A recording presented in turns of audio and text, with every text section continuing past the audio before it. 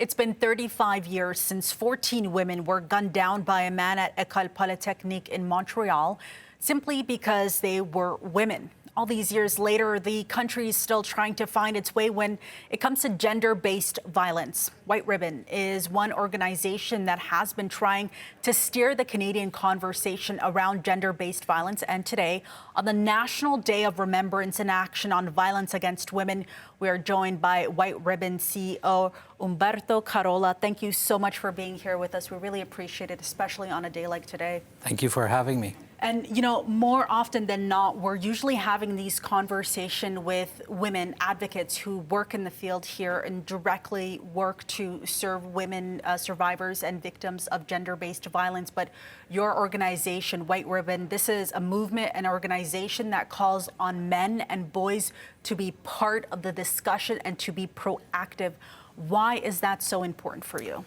Well, it's so important because the vast majority of this violence is committed by men and boys. So it's our responsibility, it's our obligation to be involved, to be part of the solution to end this violence, to support women and women's organizations who've been doing this work for too long on their own. So we got to do our part. We got to speak out against it. We got to be part of the solution, a positive solution to put an end to this. And White Ribbon was created following the massacre in Montreal.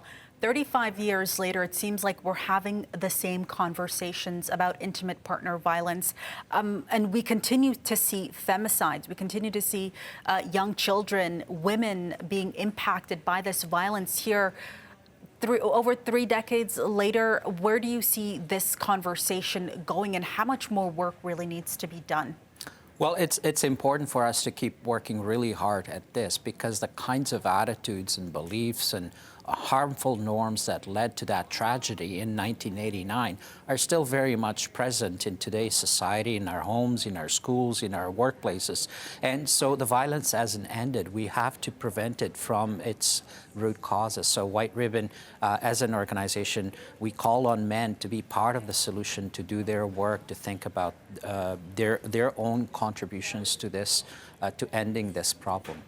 And here in Ontario, victims of intimate partner violence and victim advocacy groups, their supporters as well, are frustrated and upset after early speculation forced an Ontario Legislative Committee to cut short what was supposed to be an exhaustive study of this issue here. I want to get your take on that. So it's important that we continue that study, that we continue the dialogue, we continue to look at the research and the evidence to find a positive solution to this, because the status quo is not acceptable.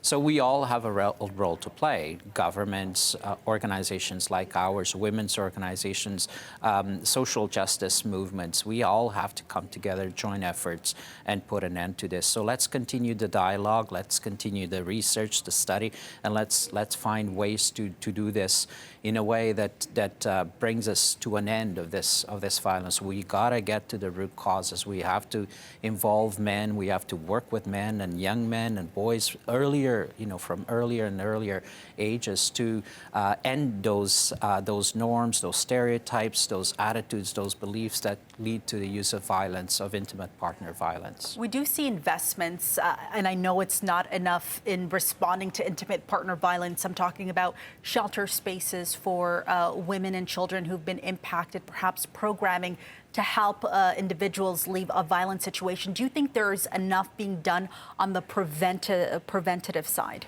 So those kinds of programs, the shelters, the counseling, the supports for women, they need to continue.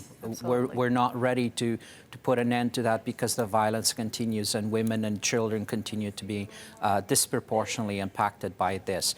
We also have to add the prevention angle. We have to invest in preventing this violence from happening in the first place. How do we do that? What does that look like? So that means working with boys and young men at younger ages, so through schools, through homes, engaging parents and educators and helping them support young men and boys to reject those gender stereotypes, those norms, those pressures that lead to men in their adult years and young men as well using intimate partner violence. I want to ask you really quickly, there's been a real push for the province to declare intimate partner violence an epidemic in our province here, and for some municipalities too, the call for it to be treated as a public health issue.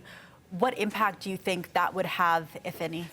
I think we need to see this as an epidemic. It's a rising problem, continues to be a significant problem, and women and children and families and homes continue to be significantly impacted with this. So we have to put in the resources required, the attention, the research, the programming at epidemic levels, because this continues to be such a significant problem for our society. We can't just see it as a minor issue. It's not. It's pretty significant, and it's sustained. It has sustained itself as a problem over the years. We have to put the resources to finally put an end to it. Yeah, so many families still being impacted Absolutely. by violence in their households. And I hope we continue to have these conversations. Humberto, thank you so much for coming in here, being with us today. Thank you for having me.